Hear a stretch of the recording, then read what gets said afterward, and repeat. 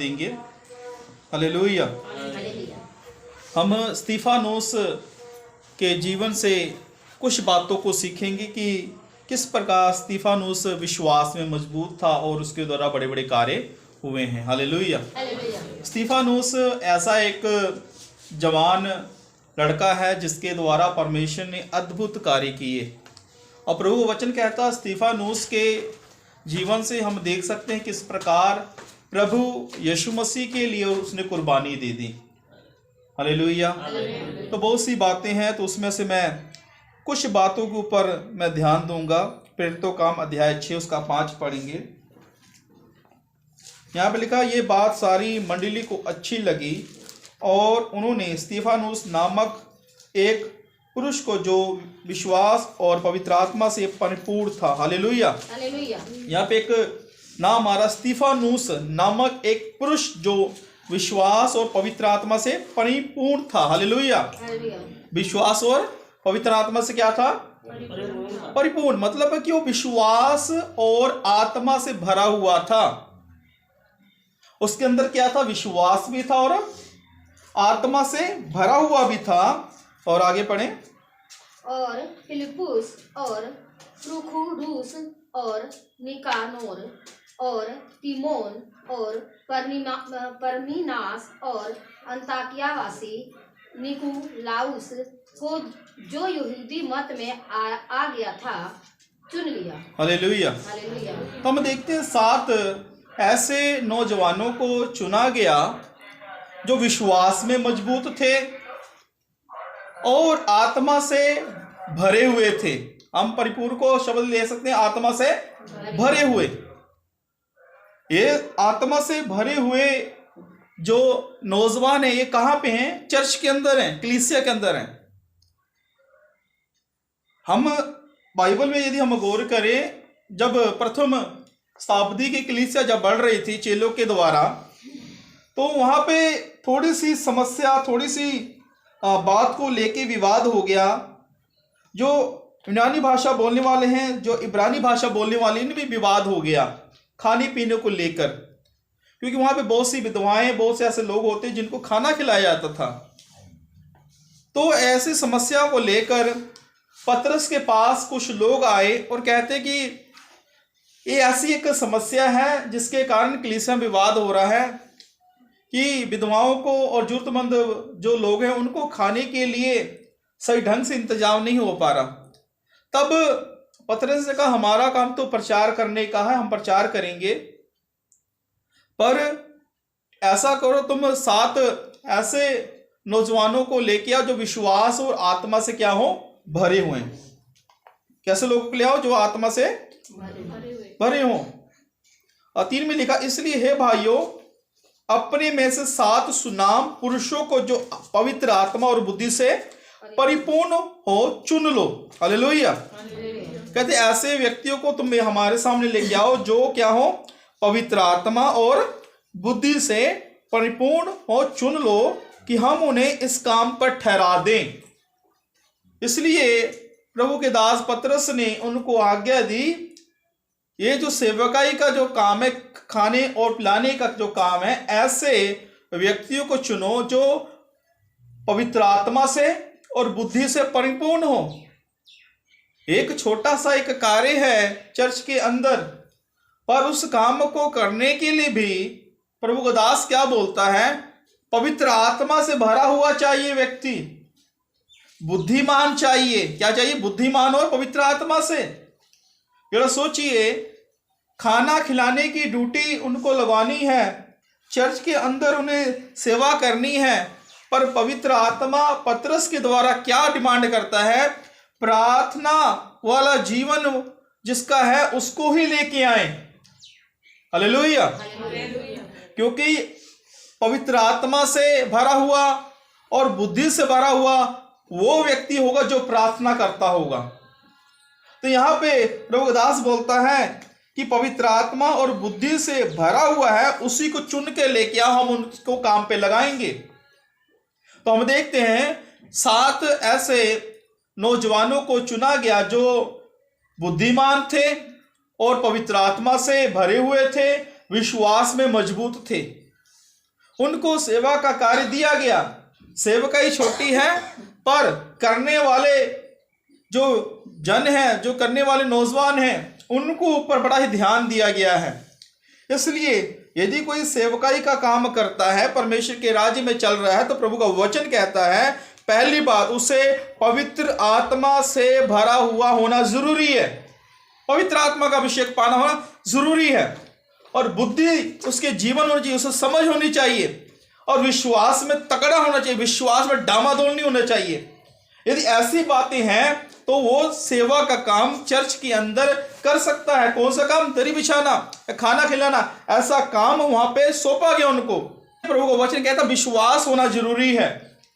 यदि आप यीशु मसीह के ऊपर विश्वास करते हैं तो प्रभु का वचन कहता है आप परमेश्वर की संतान है। फिर आप किसकी संतान है? परमेश्वर की संतान है फिर आप। इसलिए विश्वास जरूरी है। कौन सा विश्वास? डामाडोल होने वाला नहीं, थोड़ी सी समस्या, थोड़ी सी परेशानी को देखकर डामाडोल होने वाला विश्वास नहीं, दृढ़ विश्वास, पक्का विश्वास, विश्वास में मजबूत रहना। हालेलुया।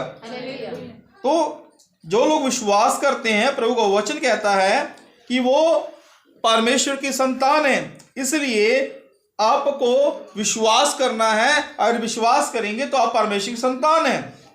हालेलुया। और प्रेरितों काम अध्याय 5 उसका 29 और 32 पढ़ें। पतरस और अन्य प्रेरितों ने उत्तर दिया, मनुष्यों को आज्ञा से बढ़कर परमेश्वर की आज्ञा का पालन करना ही हमारा कर्तव्य है। हालेलुया। हालेलुया। लिखा तब पतरस और अन्य प्रेरितों ने उत्तर दिया, मनुष्यों की आज्ञा से बढ़कर परमेश्वर की आज्ञा का पालन करना ही हमारा कर्तव्य है।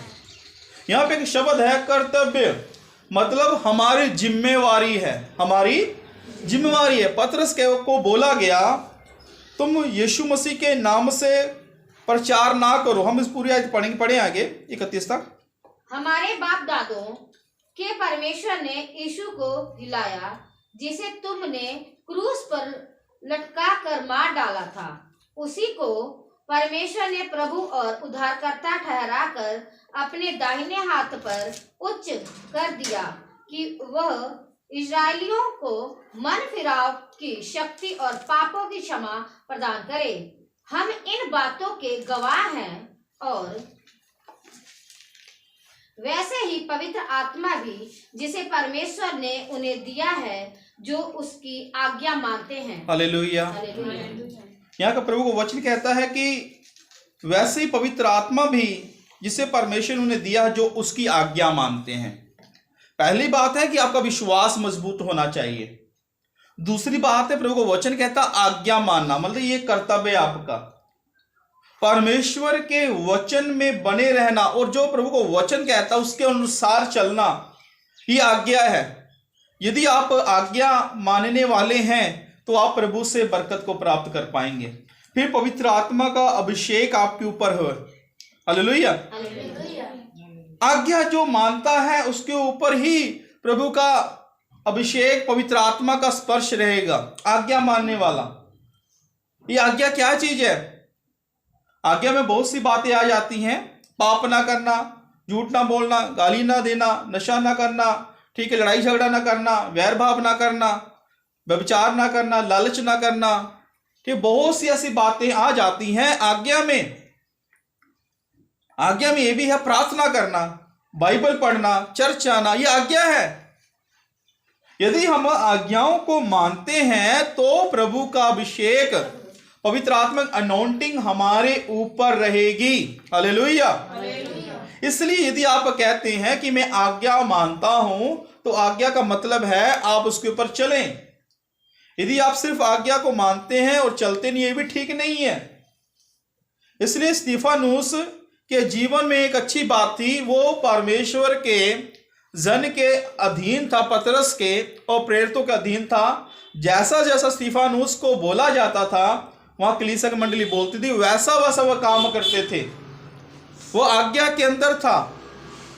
यदि उसे बोल दिया गया कि हाँ ये तूने काम करना है या तूने ये काम करना है, स्तिफानुस वैसा ही किया करता था।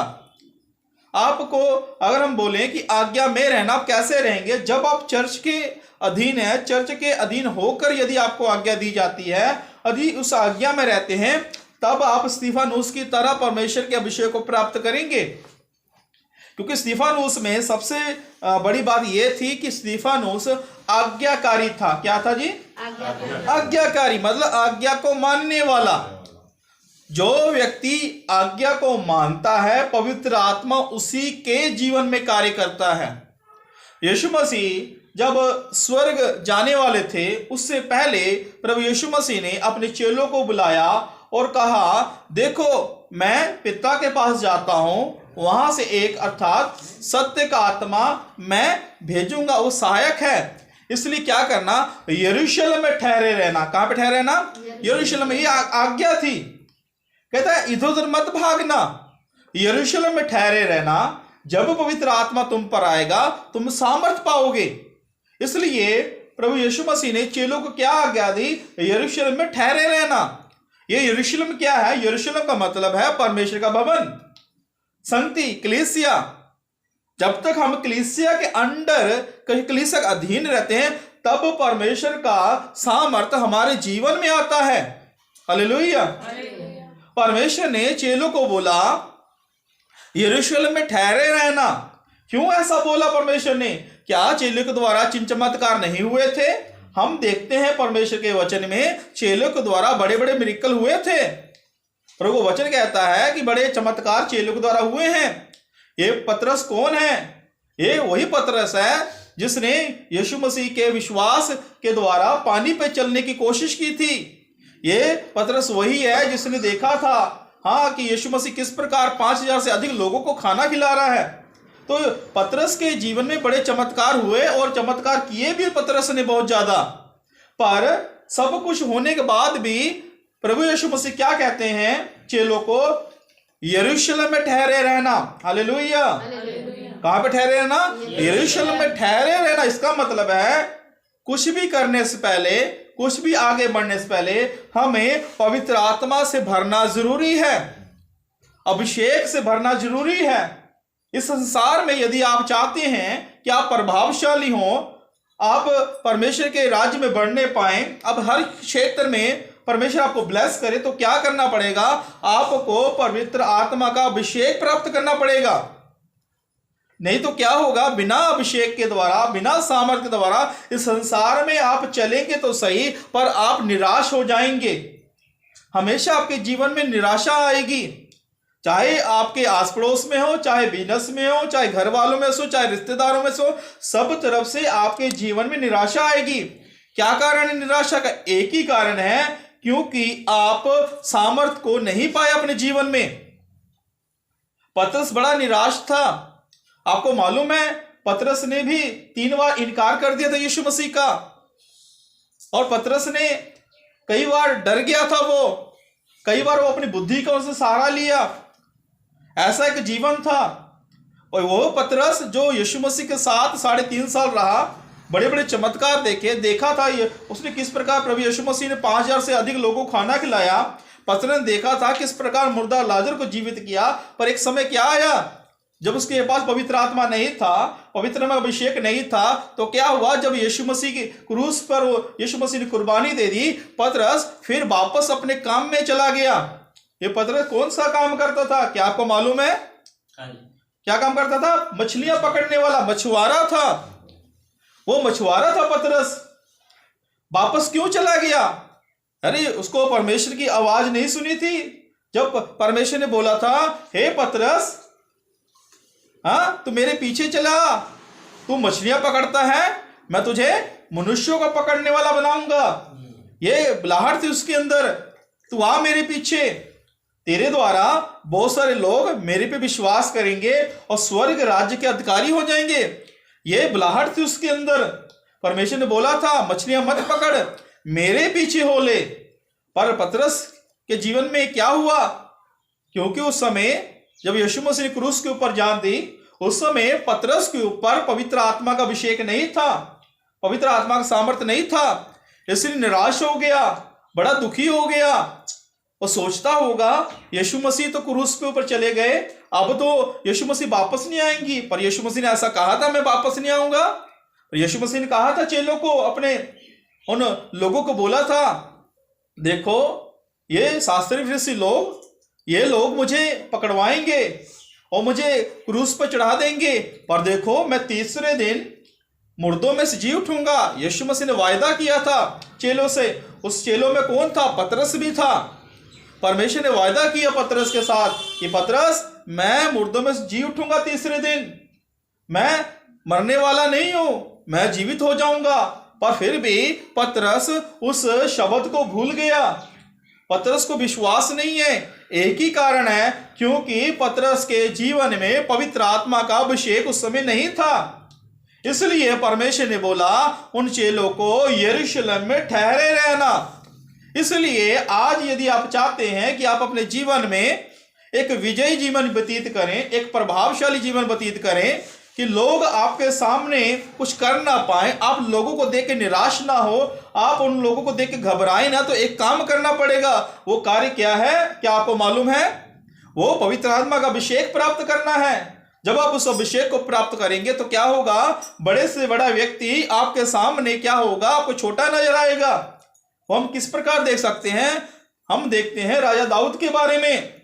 दाऊद एक छोटा सा बच्चा था। जब पहली बार परमेश्वर ने एक गोलियत को उसके द्वारा मरवाया था, वो बच्चा था, नौजवान था। ये गोलियत कौन है? ये गोलियत फिलिस्तीन का एक योद्धा है, बड़ा ताकतवर। उसके सामने कोई ठहर नहीं सकता था। इजरायली लोग डरते थे, शाऊल राजा भी डर गया था, बड़े परेशान थे, इस गोलियत से युद्ध कौन करेगा, इस गोलियत को कौन हराएगा। पर मैं आपको बात बोलना चाहता हूं, दाऊद परमेश्वर पे भरोसा रखने वाला, दाऊद के ऊपर पवित्र आत्मा का अभिषेक होने के कारण, इसलिए दाऊद जब गया उसने मिनटों में ही गोलियत को मार गिराया। ये कैसे हो गया? क्योंकि दाऊद का भरोसा परमेश्वर पर था, क्योंकि वो मसा किया हुआ व्यक्ति था। इसी प्रकार चाहे आपके सामने बड़ा गोलियत क्यों ना आ जाए, यदि आप अभिषेक को प्राप्त किया हुआ है, सामर्थ आपके जीवन में है, फिर आपको डरने की जरूरत नहीं है। गोलियत अपने आप आपके आगे गिर जाएगा। Hallelujah, hallelujah.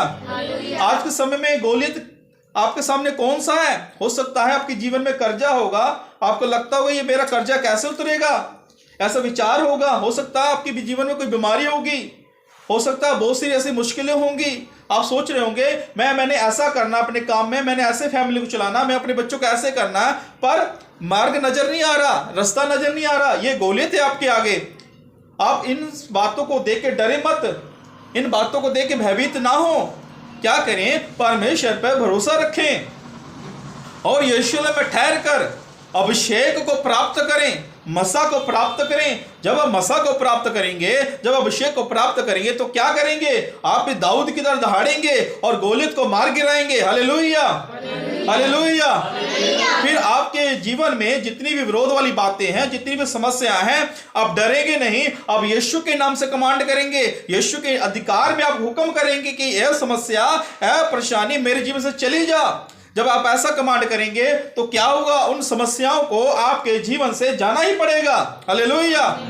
ये स्तिफानुस का विश्वास था। स्तिफानुस ने परमेश्वर की सामर्थ को अपने जीवन में प्राप्त किया हुआ था, इसलिए स्तिफानुस आत्मा में परिपूर्ण था। इसलिए प्रभु को वचन कहता है, जिस प्रकार स्तिफानुस आत्मा में भरा हुआ था, आज के समय में आपको भी आत्मा भरा हुआ चाहिए। यदि आत्मा में भरे रहेंगे तो क्या होगा? फिर आप प्रभु की सेवकाई में आगे बढ़ सकते हैं, परमेश्वर के कार्य कर सकते हैं। यदि सोचें कि कोई बात नहीं, ये तो छोटा सा कार्य है, ये छोटी सी बात है, ऐसा नहीं।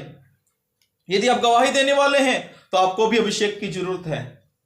अभिषेक चाहिए आपको गवाही के लिए भी। यदि आप किसी फैक्ट्री में काम करते हैं तो वहां भी अभिषेक चाहिए आपको। हालेलुया। यदि आपका अपना बिजनेस है, आपको उसके लिए भी अभिषेक चाहिए। यदि आप परिवार को चलाने वाले हैं, अपने बच्चों की देखभाल करने वाले हैं, उसके लिए भी अभिषेक चाहिए, प्रभु का वचन कहता है। इसलिए जब आप सामर्थ को प्राप्त कर लेंगे, तब पवित्र आत्मा आपके जीवन में कार्य करेगा। इसलिए परमेश्वर के वचन में जो परमेश्वर कहता है पतरस के द्वारा कि हम परमेश्वर की आज्ञा को मानेंगे, ये हमारा कर्तव्य है। हालेलुया। इसलिए आपका कर्तव्य है परमेश्वर के वचन के अनुसार चलना। यदि आप चलेंगे, परमेश्वर आपके जीवन में कार्य करेगा, परमेश्वर फिर आपको प्रभावशाली करेगा। इसलिए स्तिफानुस के जीवन में एक बड़ी बात थी, वो आज्ञाकारी था। हालेलुया। वो क्या था? आज्ञाकारी। यदि आज आप आज्ञाकारी हैं, यदि आप आज्ञा मानने वाले हैं, तो परमेश्वर आपके जीवन में कार्य करेगा। यदि आप आज्ञा मानने वाले नहीं हैं, परमेश्वर कुछ नहीं कर सकता फिर आपके लिए, क्योंकि आप परमेश्वर की आज्ञा ही नहीं मान रहे। इसलिए देखें परमेश्वर आपको क्या कह रहा है। जो जो आज्ञाएं परमेश्वर आपको बोलता, उन आज्ञाओं को मानते जाएं, परमेश्वर आपके जीवन में अद्भुत कार्य करेगा। हालेलुया। इसलिए परमेश्वर आपके ऊपर कृपा करे। जो शाऊल, हम देखते हैं बाद में पौलुस हो गया, वो कैसे बदला। प्रभु का वचन कहता, जब स्तिफानुस प्रचार कर रहा था, उस समय शाऊल वहां पे खड़ा हुआ था, स्तिफानुस के प्रचार को सुना। हालेलुया। चाहे उस दिन स्तिफानुस के ऊपर पथराव किया गया और स्तिफानुस की मृत्यु हो गई, पर स्तिफानुस ने जो प्रचार किया था, उपदेश दिया था, वो शाऊल ने सुना था। उस सामर्थी, उस अभिषेक से भरे जब प्रचार को शाऊल ने सुना, एक समय आया जब दमिश्क की ओर जब वो जा रहा था, उसका जीवन बदल गया। हालेलुया। ये शाऊल वही था जो कलीसिया को सताया करता था, कलीसिया के विरोध में बातें करता था, पर जब खुदा के आत्मा ने उसके जीवन में कार्य किया, वो बदल गया। हालेलुया। बदल गया। और स्तिफानुस को उसने प्रचार सुना हुआ था। भाई में लिखा, स्तिफानुस ने जब लास्ट जो प्रचार किया, उस समय शाऊल उसके सामने खड़ा था, पावर लेके, रोम के एक अधिकारी होने के नाते उसके पास पावर थी स्तिफानुस को मारने के लिए, उसे कैद करने के लिए। पर शाऊल डरा, अपना स्तिफानुस डरा नहीं, आत्मा से भरकर, अभिषेक से भरकर उसने प्रचार किया। और प्रचार का रिजल्ट ये हुआ, आने वाले समय में जब हम देखते बाइबल को पढ़ते हैं, शाऊल बदल गया। हालेलुया। शाऊल बदलने के बाद उसका नाम पौलुस हो गया। और प्रभु वचन कहता, पौलुस ने, अगर हम बाइबल के देखें, पत्रियां देखें, 13 पत्रियां पौलुस ने लिखी। हालेलुया। एक प्रभावशाली जो सेवक है, आत्मा की बात, स्वर्ग की बात करने वाला, वो पौलुस है। पर एक व्यक्ति ने आत्मा से भरकर जब प्रचार किया, हालेलुया, जब आप आत्मा से भरकर कार्य करेंगे तो आपके द्वारा भी रिजल्ट आपके सामने होगा। चाहे आपके विरोध में क्यों ना हो व्यक्ति, शाऊल विरोध में था स्तिफानुस के, पर वो आत्मा में डरा नहीं, भयभीत नहीं हुआ। उसको एक बात पता था स्तिफानुस को, मैं डरने वाला नहीं, मेरे पास खुदा का आत्मा है, मैं आत्मा से भरा हूं, मैंने आज बोलना है। यदि वो डर गया होता, भयभीत हो गया होता, तो मेरे हिसाब से शाऊल बदलता नहीं। पर उसकी दिलेरी ने, उसके सामर्थ्य ने उसको क्या कर दिया, आशीष किया। हालेलुया। जब हम पवित्र आत्मा से भरे हुए आगे जब चलते हैं अपने जीवन में, तब हमारे जीवन में बदलाव आ जाता है। इसलिए हम सामर्थ्य से भरकर प्रभु के पीछे चलें, तब हम अपने जीवन में एक बदलाव को देखेंगे। फिर आपके आस पड़ोस के लोग, ठीक है, जहाँ जहाँ पर जाएंगे बदलाव आएगा। क्यों? अंदर से जो आपके अंदर पवित्र आत्मा है, प्रभु का अभिषेक है, वो आपके अंदर से बाहर आएगा। हालेलुया। ताकि परमेश्वर कार्य करे। इसलिए जो परमेश्वर का कार्य है वो पवित्र आत्मा के द्वारा ही हो सकता है, उसके बिना हम कुछ भी नहीं कर सकते हैं। इसलिए हम उसके ऊपर थोड़ा सा ध्यान दें। हालेलुया। हम एक और वचन पढ़ेंगे, अध्याय 7 प्रेरितों का। तब महायाजक ने कहा, क्या ये बातें सच हैं? स्तिफानुस ने कहा, हे भाइयों और पितरों, सुनो। हमारा पिता अब्राहम हारान में बसने से पहले जब मेसोपोटामिया में था, तो तेजो में परमेश्वर ने उसे दर्शन दिया। हालेलुया।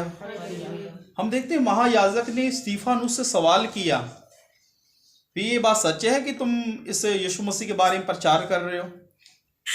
तो स्तिफानुस डरा नहीं, उसने क्या किया, कर्म से, शुरुआत से प्रभु को वचन कहते उसने बताना शुरू कर दिया। हालेलुया। कहने का मतलब उसने हालात को, उस महायाजक को देख के उसके जीवन में डर नहीं आया, क्योंकि स्तिफानुस पवित्र आत्मा से भरा हुआ था। जब वो भरा हुआ था इसलिए परमेश्वर का कार्य उसके जीवन में हुआ। एक और आयत पढ़ेंगे, दूसरा कुरिन्थियां अध्याय 12 और उसका 9 वचन। दूसरा कुरिन्थियां। पर उसने मुझसे कहा, मेरा अनुग्रह तेरे लिए बहुत है, क्योंकि मेरी सामर्थ्य निर्बलता में सिद्ध होती है। हालेलुया। हालेलुया। जब आप विश्वास और पवित्र आत्मा से भरकर चलेंगे तो फिर आपके ऊपर अनुग्रह भी है फिर। हालेलुया। हालेलुया। यहाँ पे संत पौलुस कुछ बातों को लेके बड़ा कमजोर हो गया था, कुछ दुख था उसके जीवन में, पर परमेश्वर ने उसे कहा, मेरा अनुग्रह तेरे लिए बहुत है। हालेलुया। क्योंकि मेरी सामर्थ निर्बलता में सिद्ध होती है।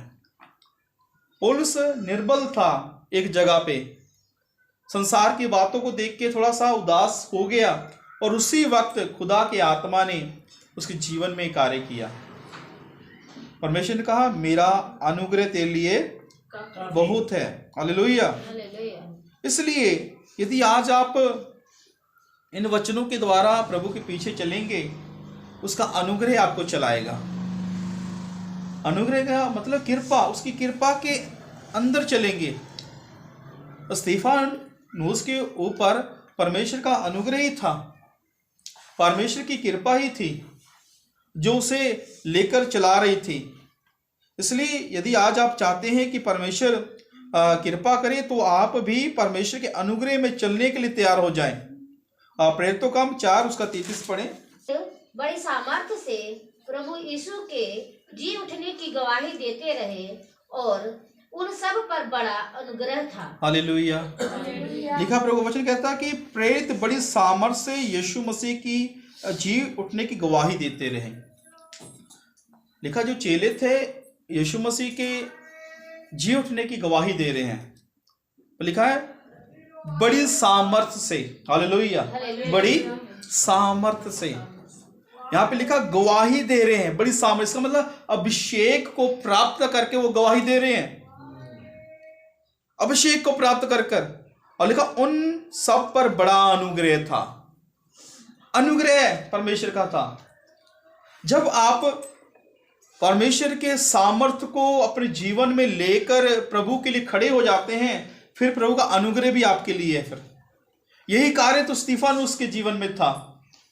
परमेश्वर का अनुग्रह भी स्तिफानुस के ऊपर हो गया था, इसलिए वो पवित्र आत्मा के अभिषेक में दिन प्रतिदिन बढ़ते जा रहा था। दूसरा तीमुथियुस 2:1 पढ़ें। इसलिए है मेरे पुत्र, तू उस अनुग्रह से जो मसीह यीशु में है बलवंत हो जा। हालेलुया। यहाँ पे कहा बलवंत हो जा, तकड़ा हो जा। अभी भी यदि आप अपने आप को कमजोर समझते हैं, तो यहाँ पे संत पौलुस बोलता है प्रभु के अनुग्रह में तकड़ा हो जा।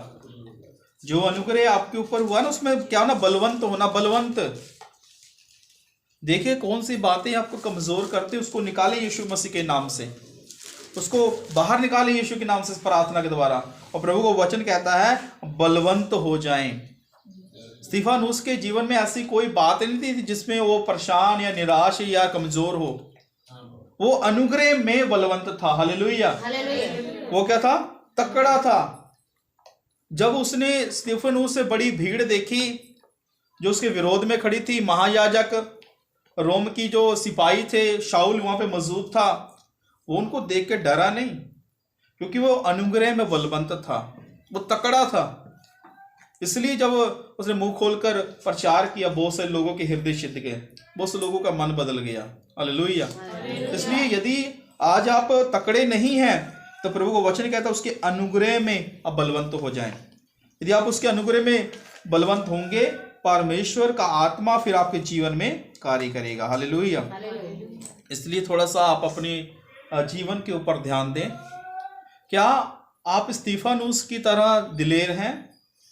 क्या आप सुसमाचार को सुनाने के समय डरते तो नहीं कहीं कहीं आप भयभीत तो नहीं होते? यदि आप भयभीत हो रहे हैं तो स्तीफनुस के जीवन के ऊपर ध्यान दीजिए। वो विश्वास, पवित्र आत्मा का अभिषेक और बुद्धि से भरा हुआ व्यक्ति था। ये 3 कार्य यदि आपके जीवन में है तो आप अनुग्रह में बढ़ते जाएंगे। हालेलुया। इसलिए किसी बात की कमी है आपके अंदर तो आज समय है हम प्रभु के अनुग्रह में उस कमी को अपने जीवन से निकालने के लिए प्रार्थना करें। जब आप प्रार्थना करेंगे परमेश्वर उस कमी को आपके जीवन से निकाल देगा, परमेश्वर दया करेगा, फिर आप डरेंगे नहीं क्योंकि खुदा आपके साथ होगा। हालेलुया। और अपनी आंखें बंद करें, दुआ करेंगे। Hallelujah, hallelujah, hallelujah. अनुग्रहकारी परमेश्वर, धन्यवाद यीशु, ब्लड जीसस, धन्यवाद यीशु, हालेलुया, धन्यवाद यीशु। हम सभी अपनी जगह पे खड़े हो जाएं। धन्यवाद यीशु, ब्लड जीसस, धन्यवाद यीशु। अनुग्रहकारी परमेश्वर, सब प्रार्थना करें मन होकर और बोले प्रभु जी आज आपका अनुग्रह मेरे पे हो, मेरे अंदर जो कमियां हैं उन कमियों को आज मेरे जीवन से दूर कर। प्रार्थना करें कि आज खुदा का रूह आपको छुए और आपके जीवन से कमियां दूर हो। और रबा शबा लबा हदा रबा शदा रिबा बाबा हदा रबा। आज आपके जीवन से कमियां दूर हो इसलिए प्रार्थना करें। आज आपने स्तीफनुस के जीवन के ऊपर आपने देखा ये सचमुच स्तीफनुस कैसे विश्वास में परिपूर्ण था, कैसे बुद्धि में परिपूर्ण था, कैसे पवित्र आत्मा के अभिषेक में भरा हुआ व्यक्ति था। यदि इनमें से किसी चीज की आपके अंदर कमी है तो आप आज प्रार्थना करें, कहें प्रभु मुझे आज अपने सामर्थ्य भर। क्योंकि प्रभु जी आपने चेलों को बोला जब तक पवित्र आत्मा का अभिषेक ना प्राप्त कर लो यरूशलेम में ठहरे रहना। तो प्रभु आज हमें अपने सामर्थ्य भर ताकि तेरा अभिषेक जब मेरे ऊपर आए तो मेरे अंदर से डर निकल जाए। हाँ, लोगों के चेहरे को देख के जो मेरे मन में डर आ जाता है वो निकल जाए।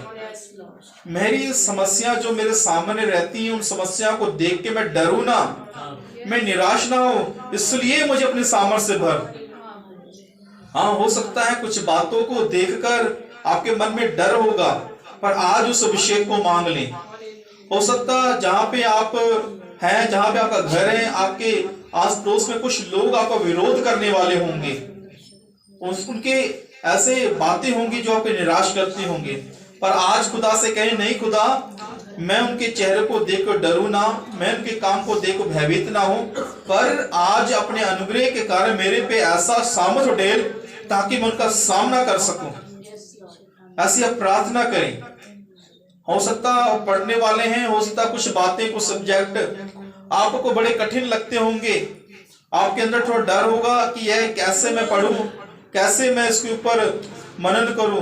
तो मैं बोलना चाहता हूं आज खुदा को बोल सकते हैं कि प्रभु उस सब्जेक्ट को देख को मैं डरूं ना, पर मैं आपके अनुग्रह में उसके ऊपर जीत को प्राप्त करूं, मैं विजय प्राप्त करूं। जब ऐसी आप प्रार्थना करेंगे तो सचमुच खुदा आपको अपने सामर्थ्य भरकर, हाँ सामर्थ्य भरकर आपको ब्लेस करेगा। और हम देखते हैं जब उस सामर्थ्य भर गए यीशु मसीह के चेले 120 लोग बड़े ही अभिषेक के साथ खुदा में आगे बढ़ने लग गए। सचमुच आज वही अभिषेक आपके जीवन में कार्य करेगा, सचमुच वही सामर्थ आज आपके जीवन में कार्य। इसलिए हाँ प्रभु की ओर ध्यान दीजिए। और रबा शबा लबा हदर रबा शबा बाबा हदर रबा। पवित्र आत्मा से तेरे अभिषेक को चाहते हैं, पवित्र आत्मा से तेरे अभिषेक को चाहते हैं। तेरा अभिषेक आज कार्य करे, तेरा मसाज कार्य करे प्रभु। हर बंधन, हर दुष्ट आत्मा का बंधन आज खुल जाए यीशु के नाम से। मैं प्रार्थना करता हूं इनके परिवार में से, इनके बच्चों के जीवन से, हाँ हर वो दुष्ट आत्मा का कार्य आज कैंसिल यीशु के नाम से। हाँ दुष्ट आत्मा का हर प्रकार का प्रभाव आज यीशु के नाम से कैंसिल यीशु के नाम से। हाँ भटकाने वाली आत्मा, नशा कराने वाली आत्मा छोड़ के जाए यीशु के नाम से। भविष्य को लेके चिंता करने वाली आत्मा छोड़ के जाए यीशु के नाम से। और रबा शबा लबा हदर रबा, और बाबा शबा लबा हदर रबा शबा हदर रबा। पवित्र आत्मा से आप कार्य करें, पवित्र आत्मा से आप कार्य करें। तेरा अभिषेक चाहते हैं तुझसे। हालेलुया। तेरा अभिषेक चाहते, सब प्रार्थना करें, मुक्त बोले धन्यवाद धन्यवाद धन्यवाद धन्यवाद